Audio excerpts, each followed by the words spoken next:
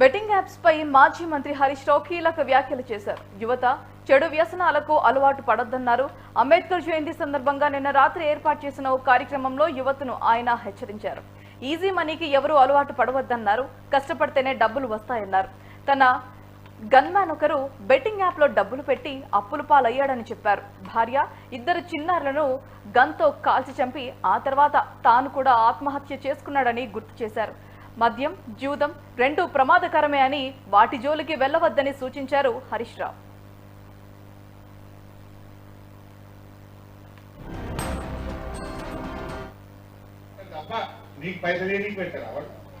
మోసం అందులోకి పోకుండి మీ అయ్యేవారు పరిశాన్ చేయకుండి మీరు పరిశాన్ కాకుండా. నా దగ్గర ఒక గన్మెన్ రాముని పట్ల ఊర్లో ఇట్లనే ఆన్లైన్ గేమ్లు ఆడి ఆడి అప్పులైపోయి అప్పులు ఎంత కట్టాలో తెలియక ఇద్దరు చిన్న పిల్లలు 5 ఏళ్ల 7 ఏళ్ల పిల్లల్ని తుపాకీతో కాల్చి చంపిండు, భార్యను కాల్చి చంపిండు, ఆయన కాల్చుకొని చచ్చిపోయింది. ఎందుకు? ఈ ఆన్లైన్ గేమ్లలో పైసలు కూడా కొట్టి అప్పుల పాలైపోయి అప్పులు కట్టలేక ముఖం జల్లక ఉరివెట్టుకొని చచ్చిపోయే పరిస్థితి వస్తా ఉంది.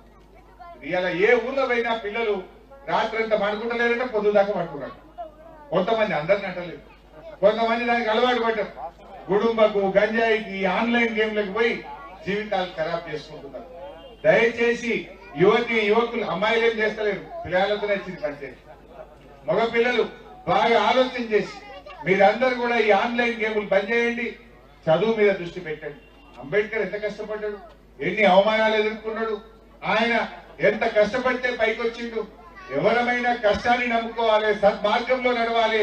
ఒక్కరోజు లేట్ అవుతుంది కావచ్చు, న్యాయం నిలబడుతుంది, ధర్మం నిలబడుతుంది, కష్టం గెలుస్తుంది, మంచితనమే నిలబడుతుంది. కష్టం చేయండి, తప్పకుండా బాగా చదవండి. ఏ పని నమ్ముకున్నా ఆ పనిలో గట్టిగా చేస్తే తప్పక విజయం వస్తుంది. సగం సగం చేస్తే ఏది కాదు. రేవంత్ రెడ్డి లెక్క ఏది కొనేలేదు. ఏ పని అయినా ఒక్కటే పెట్టుకోవాలి, గట్టిగా చేయాలి. దాన్ని ఎంబడబడితే ఎవరైనా పైకి వస్తారు, ఎవరైనా మీదికి పోవడానికి అవకాశం ఉంటుంది. దయచేసి కుటుంబాలు, గంజాయిలు, ఈ ఆన్లైన్ గేములు, పత్తాలు, గిత్తాలన్నీ బంద్ చేసి మంచి మార్గంలో నడవండి. అమ్మా నాయనకు పేరు తెండి, అమ్మా నాయన గర్వపడేటట్టు చేయండి. అమ్మా నాయన కళ్ళల్లో నీళ్లు పెట్టించకండి, తల్లిదండ్రుల తల దించుకునేటట్టు చేయకండి. నీ తల్లిదండ్రులు తలెత్తుకునే విధంగా బాగా చదవండి, కష్టపడండి, ఈ వ్యసనాలకు దూరంగా ఉండాలని చెప్పి కోరుకుంటూ జై భీమ్, జై తెలంగాణ.